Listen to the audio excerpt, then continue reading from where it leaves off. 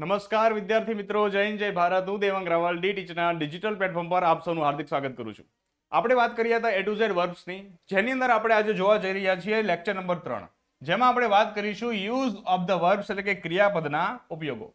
સામાન્ય રીતે આ ક્રિયાપદનો ઉપયોગ છે તે આપણે ટેન્સમાં જ કરવાના છે.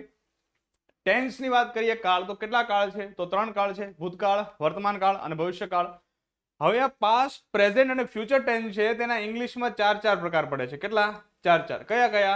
એક તો સાદો કાળ આવશે, ત્યારબાદ ચાલુ કાળ આવશે, ત્યારબાદ પૂર્ણ કાળ આવશે અને પછી આવશે ચાલુ પૂર્ણ કાળ.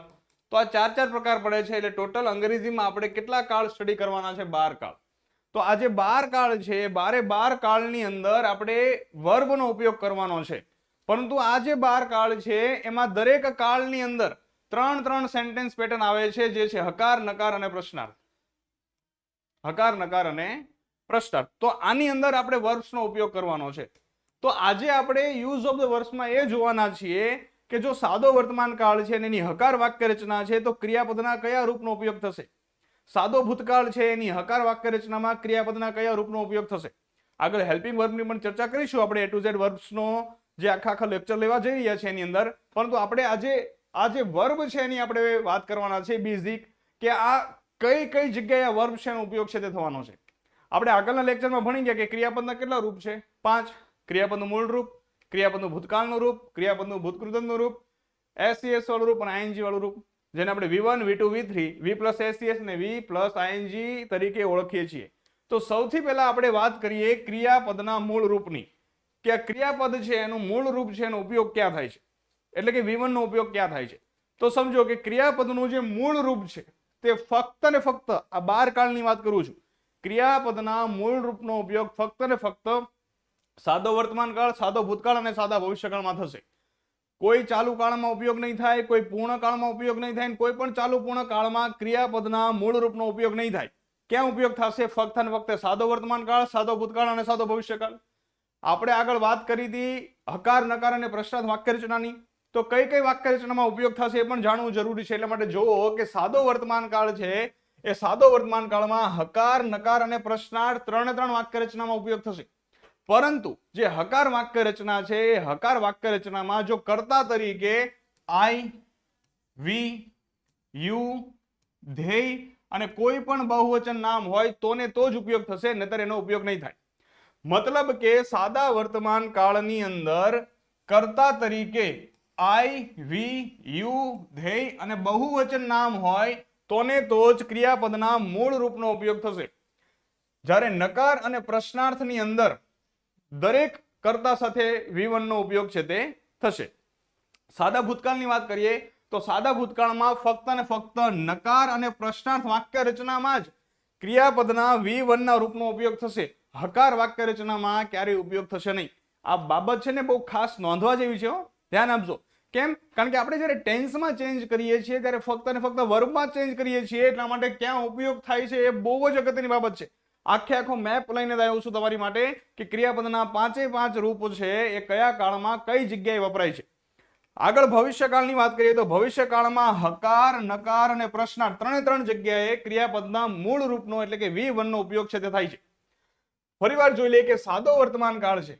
સાદા વર્તમાન કાળની હકાર વાક્ય રચનામાં કર્તા તરીકે I, V, U, ધ્યેય અને બહુવચન નામ હોય એટલે ક્રિયાપદના મૂળ રૂપનો ઉપયોગ થાય.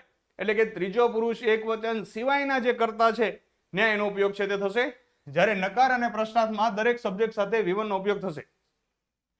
સાદા ભૂતકાળની વાત કરીએ તો સાદા ભૂતકાળમાં નકાર અને પ્રશ્નાર્થમાં જ ઉપયોગ થશે, હકારમાં ઉપયોગ થશે નહીં. હકાર છે એમાં ઉપયોગ થશે નહીં, આ ધ્યાન રાખવાનું છે.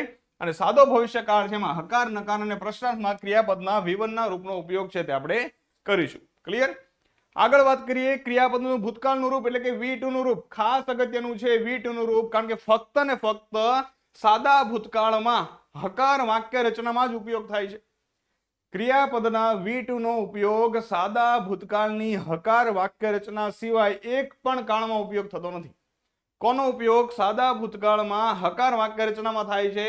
તો ક્રિયાપદના ભૂતકાળના રૂપનો એટલે કે V2 નો. આ સિવાય કોઈ પણ જગ્યાએ આપણે V2 નું રૂપ મૂકવાનું થતું નથી. ખ્યાલ આવી ગયો ને? આગળ વાત કરીએ ક્રિયાપદનું ભૂતકૃદંતનું રૂપ. તો ભૂતકૃદંતનું રૂપ છે ને એ પૂર્ણ રૂપ દર્શાવે છે, એટલા માટે પૂર્ણ વર્તમાન કાળ, પૂર્ણ ભૂતકાળ અને પૂર્ણ ભવિષ્યકાળમાં ઉપયોગ થાય છે. ક્યાં? તો પૂર્ણ વર્તમાન કાળમાં હકાર નકાર પ્રશ્નાર્થ, પૂર્ણ ભવિષ્યકાળની અંદર હકાર નકાર પ્રશ્નાર્થ અને પૂર્ણ ભૂતકાળની અંદર હકાર નકાર પ્રશ્નાર્થ. એટલે કે ત્રણે ત્રણ પૂર્ણ કાળ, વર્તમાન કાળ, ભૂતકાળ અને ભવિષ્યકાળ, પૂર્ણ વર્તમાન કાળ, પૂર્ણ ભૂતકાળ અને પૂર્ણ ભવિષ્યકાળની હકાર નકાર અને પ્રશ્નાર્થની અંદર V3 ના રૂપનો ઉપયોગ થાય છે. એટલે કે ક્રિયાપદના ભૂતકૃદનના રૂપનો ઉપયોગ થાય છે. આ ઉપરાંત આપણે પેસિવ ભણીશું, તો પેસિવ ની અંદર પણ ફરજિયાત ભૂતકૃદનના રૂપનો ઉપયોગ થાય છે. ક્યાં? પેસિવ વોઇસ ની અંદર ફરજિયાત શું આવે છે? V3 આવે છે. આ બાબત યાદ રહીને સમજવાનું શું છે કે હેવ, હેઝ અને હેડ આની સાથે ફરજિયાત V3 નું રૂપ આવે છે તો એ પૂર્ણ કાળ હોય, નહીંતર પૂર્ણ કાળ ન હોય. એટલે આ બાબત આપણે ખાસ નોંધ લેવાની છે. ક્લિયર? ભૂતકૃદનનું રૂપ એટલે કે V3 નું રૂપ ત્રણે ત્રણ પૂર્ણ કાળની હકાર નકાર અને પ્રશ્નાર્થ વાક્ય રચનામાં ઉપયોગ થાય છે. આગળ વાત કરીએ આપણે ક્રિયાપદનું SES વાળું રૂપ. તો ક્રિયાપદનું SES વાળું રૂપ છે, ખાસ સમજો. ક્રિયાપદના SES વાળા રૂપનો ઉપયોગ સાદા વર્તમાન કાળમાં થાય છે. સાદા વર્તમાન કાળની હકાર વાક્ય રચના સિવાય ક્યાંય ઉપયોગ થતો નથી. જેવી આપણે વાત કરીએ કે ક્રિયાપદના ભૂતકાળના રૂપનો ઉપયોગ એટલે કે V2 નો ઉપયોગ સાદા ભૂતકાળની હકાર વાક્ય રચનામાં થાય છે, એવી જ રીતે ક્રિયાપદના SES વાળા રૂપનો ઉપયોગ સાદા વર્તમાન કાળની હકાર વાક્ય રચનામાં થાય છે. પણ ક્યારે? જ્યારે કર્તા તરીકે he, she, it અને એક વચન નામ હોય તો જ. એટલે કે કર્તા તરીકે ત્રીજો પુરુષ એક વચન હોય તો ને તો જ ક્રિયાપદના SES વાળા રૂપનો ઉપયોગ થશે, નહીતર એનો ઉપયોગ ક્યાંય થશે નહીં. ક્લિયર થાય છે ને આટલી બાબતો? આગળ વાત કરીએ કે ક્રિયાપદના ING વાળું રૂપ છે એનો ઉપયોગ ક્યાં થાય છે? તો ING વાળા રૂપનો ઉપયોગ દરેક ચાલુ કાળમાં થાય છે. ક્યાં થાય છે? દરેક ચાલુ કાળમાં. જો કન્ટિન્યુઅસ ટેન્સ છે અને ING વાળું ક્રિયાપદ ન હોય તો એ કન્ટિન્યુઅસ ટેન્સ નથી એવું આપણે માનવાનું. કારણ કે દરેક ચાલુ કાળમાં ફરજિયાત ક્રિયાપદનું ING વાળું રૂપ આવશે જ. એટલે કે ચાલુ વર્તમાન કાળ, ચાલુ ભૂતકાળ, ચાલુ ભવિષ્યકાળની હકાર નકાર પ્રશ્નાર્થમાં ઉપયોગ થશે.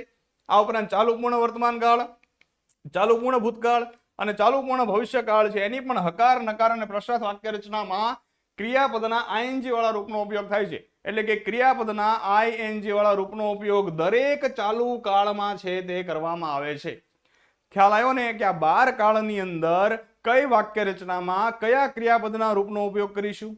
ક્લિયર થયું ને? I hope you understand very well. Thank you.